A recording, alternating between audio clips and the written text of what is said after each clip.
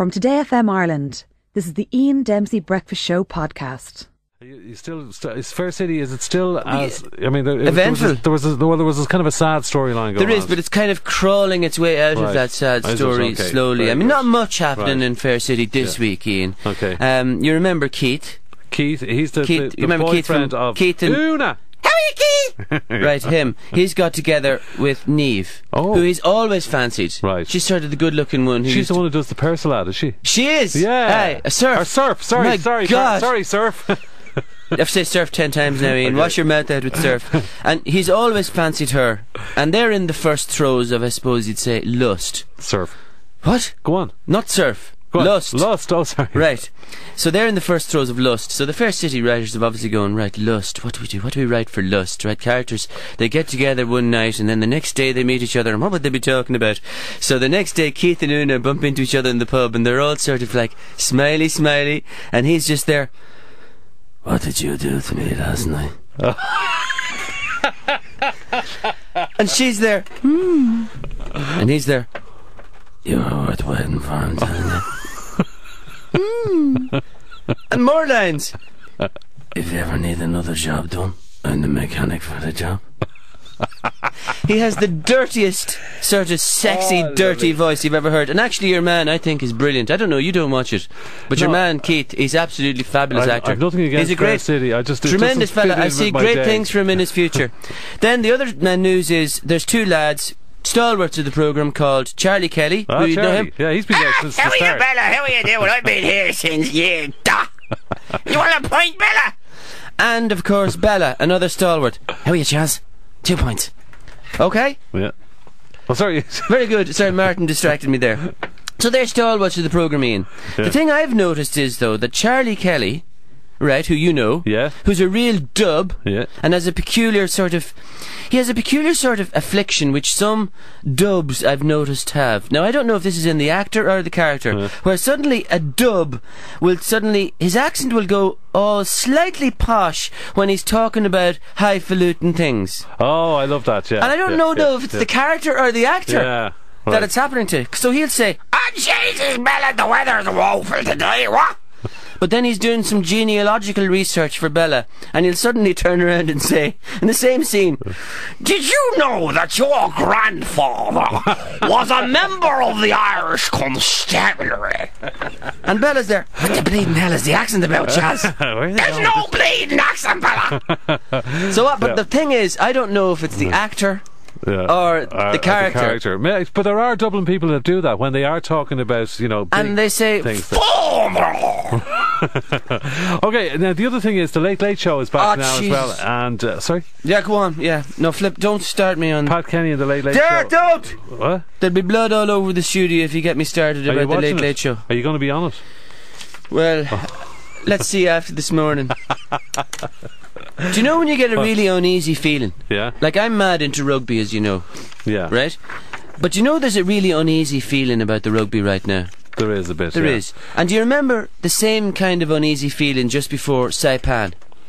Yeah. Do you remember? There was something in the air. There was something in the air. Yeah. Something foul was bubbling up in the air. Okay. I get that at 9:30 every Friday night.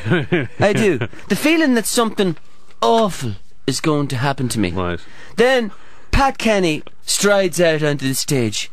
Oh, for God's sake, here we go again. How much more, Ian, how much more of this tool can we take? I'm asking Ireland now. Oh, no, hang on a second. Me mammy loves him. Yeah. This man is the Sellafield of live television.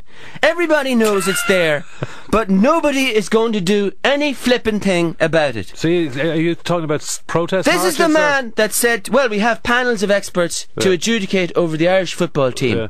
We have experts to adjudicate at end over the rugby. I don't see any panel of experts after the Late Late Show. Yeah. Do you mean like Eamon Dunphy should be out there saying, nah, he's got to go, he's got to go. This is the man who said to Dawn French when she was talking about supermodels, well, I pay you 10 grand to stay in bed, Dawn.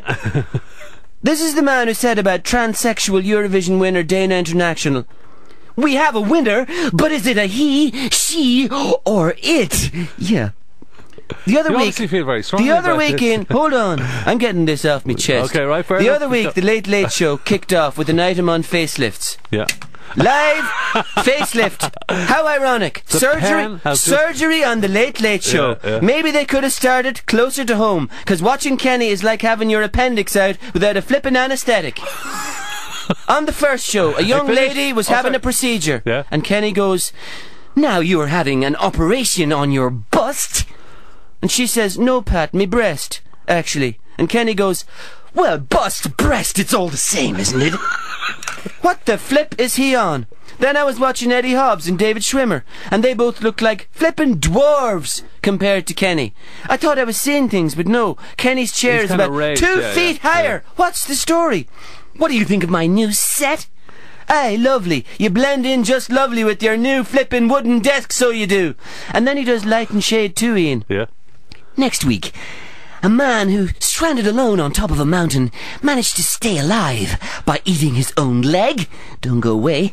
And as if that wasn't bad enough, most people who were talking to a guy who ate his own leg, Ian, would probably be fairly sympathetic and tactful. But I've seen Kenny wade in these situations, and he'd be there. "How did the leg taste? People say human flesh is nicer than chicken. Did you use a fork? Did you put your leg in a leg sandwich, maybe?"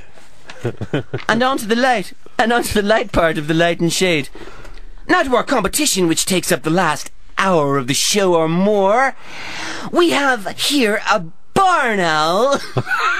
He brings out a rare species of barn owl, which is looking as bewildered as every member of the audience. And why does he have the barn owl? The question is, how many feathers does the barn owl have? Did we have to bring the flippin' barn owl out into the studio to find out? And did somebody count them? That's the other thing. I don't know, Pat. 250,000 feathers? No, stand back! You've won a car! Wonder what Jonathan Ross is doing. Yeah. Listen, I have to ask one guy a question about Pat Kenny. Is Pat Kenny, the question is for Horatio this morning, is Pat Kenny the finest TV presenter in Ireland?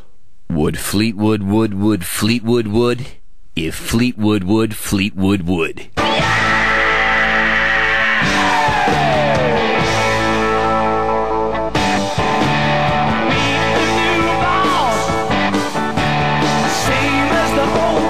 From Today FM Ireland, this is the Ian Dempsey Breakfast Show podcast.